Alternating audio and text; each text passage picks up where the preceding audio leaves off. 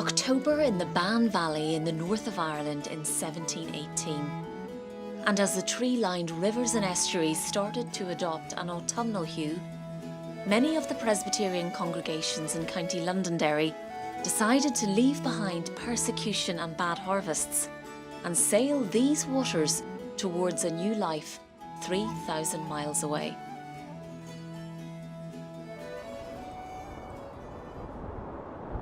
This was a journey that could take between 3 and 6 months as their sailing ships creaked and groaned, lambasted by heavy seas, cruel winds and biting cold, a physical and mental challenge that was almost unimaginable in its ferocity. Led by the Reverend James MacGregor of Achadui, the occupants of the ships were farmers, carpenters, weavers, and many of them former soldiers. These fighters had been at the Siege of Derry in 1689, and MacGregor, aged only 12 years old, was said to have fired the cannon that signified the blockade erected by the forces loyal to the Catholic King James had been broken and the starvation of the city ended.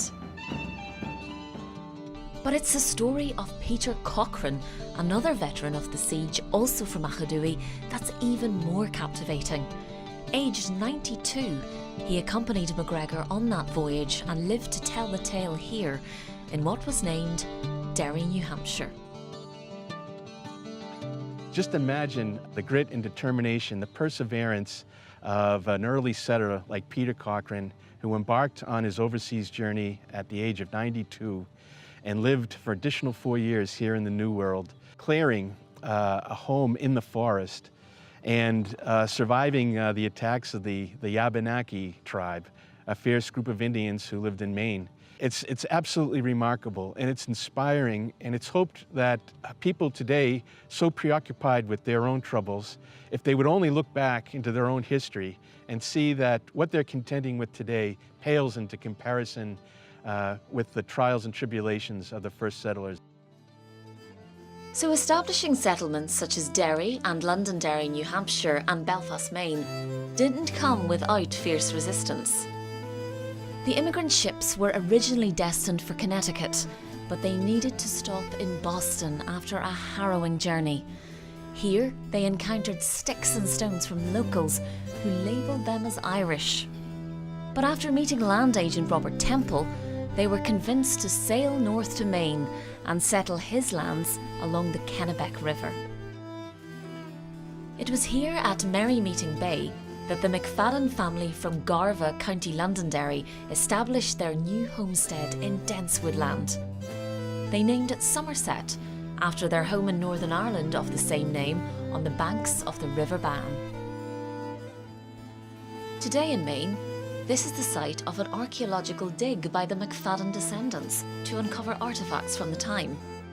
A tobacco pipe, probably belonging to the settler Andrew McFadden, was found almost intact and may tell the tale of a rapid escape from Indian attack.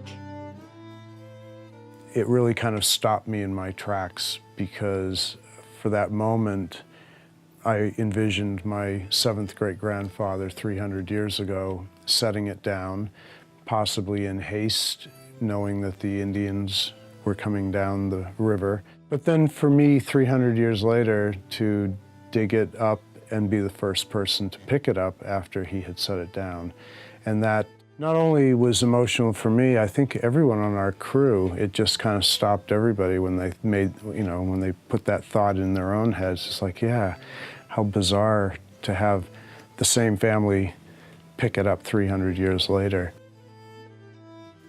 The immigrants brought specific skills with them that led to the industrial development of these lands in a mirror image of what happened back in Northern Ireland. Woodworking expertise led to shipbuilding in Belfast, Maine, where hundreds of schooners and sailing ships were constructed in the 19th and 20th centuries, while in Belfast, Northern Ireland, the shipyard had become world famous for constructing vessels such as the Titanic. Londonderry and Derry, New Hampshire developed a national reputation for their linen and shirt manufacture, while Londonderry, Northern Ireland and its hinterlands were weaving linen on a massive scale and exporting it to all corners of the world. The weaving of linen, particularly by women, was particularly important, both here in Ulster and on the frontier, and we call it the frontier in New England. It was a skill that they were used to practicing. It was a very sophisticated skill. It required precision, it required a fine touch, and that was taken with them to America and practiced there. And initially, of course, this was what we call a cottage industry, so people would have had a loom in one room in their house, and so also in New Hampshire. And the same with spinning. They took the spinning wheels with them. And the spinning wheels here had been very much advanced by the Huguenots, who brought new technology with them into Ulster, and that was then transferred to New Hampshire with the migrants. The Ulster American Folk Park near Omagh, County Tyrone, is dedicated to celebrating the emigration from the north of Ireland to the United States down the centuries. The post-famine exodus of the Catholic Irish to New York, Boston and the Carolinas in the 1850s is the best known. What is much less publicised is the journey more than 100 years beforehand of the Scots-Irish. Their descendants became some of the best known names in American history, with no fewer than 20 US presidents tracing their ancestry to the north of Ireland.